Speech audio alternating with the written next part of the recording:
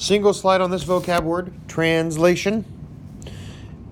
Transformation that slides a figure. So translation is a transformation that slides. Slide, that's what some folks like to call it. And I'll even write that on here for you. It's a slide.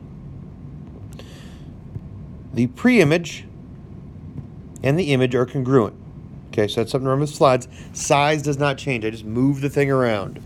So notice A moves to A prime. B moves to B prime.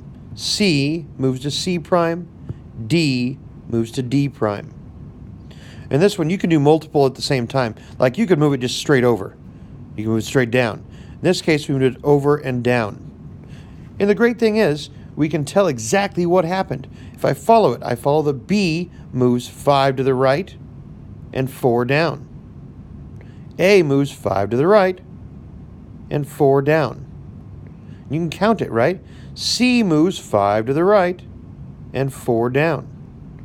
D moves 5 to the right and 4 down. That's my +5 and -5. It's really easy to define these. These are my favorites of them because they're kind of, yeah, you can kind of like make it look complicated, but it's really kind of easy to count it.